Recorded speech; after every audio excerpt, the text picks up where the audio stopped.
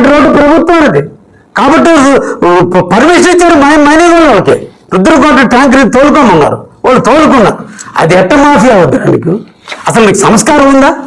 మాట్లాడే భాష తెలుసా నీకు? అన్నిటికీ చప్పట్లు కొట్టేవాళ్ళు ఒక పక్కన చేరుతారు, ఒక్కోడు ఒక స్క్రిప్ట్ అందిస్తాడు. చదువు వచ్చా? నీకు సంస్కారం తెలుసా? ఈరోజు నేను ఎమ్మెల్యే, నువ్వు ఆ గ్రామీణకు డబ్బులు కట్టమన్న పాపానికేనాయా? 7 సంవత్సరాలు తుమ్మలపేంట రోడ్డు లేదు నీకు, నీ జీవానికి. ఈరోజు నేను పూర్తిగా స్వేచ్ఛ ఇచ్చా. కావల్లో ఎవరైనా బతకాల్సిందే ఈ కావల్లో. నీలాగానే పార్టీలు చూడాల. కావలి ప్రజలు బతకాలి, కావలి పట్టణం అభివృద్ధి చెందాలి, కావలి ప్రాంతం ఇండస్ట్రియల్ అభివృద్ధి చెందాలి. కాబట్టి జరగాలంటే ప్రజలు స్వేచ్ఛగా జీవించాలి. అది నా బాధ్యత. నువ్వు బ్రాండీ షాపుల దగ్గర నీ పక్కన చక్రి ఉన్నాడు, నీ పార్టీ లీడర్. చక్రి చేతను చెప్పగలవా? నీ టైంలో 1,20,00,000 రూపాయలు బ్రాండీ షాపుల దగ్గర నువ్వు డబ్బులు తీసుకున్నావని చెప్పి నేను చెప్తా. నీకు దమ్ముంటే ఎక్కడైనా కావ్య కృష్ణారెడ్డి ₹1 చేయి చాపడే చూపి. నువ్వు నా గురించి మాట్లాడే స్థాయి అనేది ప్రతాప్ రెడ్డి, నీకు అసలు స్థాయి ఉందా?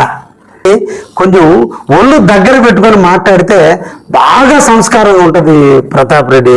నేను చిట్టాలు బయట పెడితే విత్ ఎవిడెన్స్లతో బయట పెడితే చాలా ఉన్నాయి ప్రతాప్ రెడ్డి. వీడియో రికార్డులు ఉన్నాయి, ఆడియో రికార్డింగ్లు ఉన్నాయి, డాక్యుమెంట్స్ ఉన్నాయి, అన్నీ పెడతా. నువ్వు అన్నవే అమృత సిబిఐ వెళ్ళా కావలి ప్రజలు పిల్లేస్తున్నారు ప్రతాప్ రెడ్డి. తొందరలో హైకోర్టులో పిల్లేస్తున్నారు. అవినీతి పరుడు, ఆ తిన్న అవినీతి పరుడు వచ్చి ఎవరికి కప్పం కట్టాయని చెప్పాడు. తొందరలో అన్నీ తీద్దాం ప్రతాప్ రెడ్డి, ఓపిక పట్టు. కొంచెం తొందరగా ఉంది, ఇంకా నేను 3 ఏళ్ళు ఉన్నలే. ఇప్పటి నుంచే నీ record dance, break dance, salsa dance వేపిస్తే బాగుండదని నేను కావాలి ప్రజల కోసం కొంచెం సర్దుకుంటున్నప్పుడు. నేను సల్సా డ్యాన్స్ వేపించడం స్టార్ట్ చేస్తే నువ్వు ఇంకా చిందులు ప్రతాప్ రెడ్డి.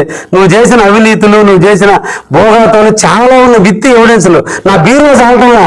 నీ నుంచి వచ్చిన ఎవిడెన్స్లు సేకరిస్తుంటే నా బీరువా నిండా ఉన్నాయి నాయన. మొత్తం కావలి పట్టణ ప్రజలకు పంచి చూపిస్తాను ఆయన. నేను అన్ని వదులుకొని రాజకీయంగా వ్యాపారాలను వదిలి నిద్రలేసి సేవ చేద్దామని కావలికి వచ్చా. నీలాగా దోచుకోవడానికి నేను రాలా.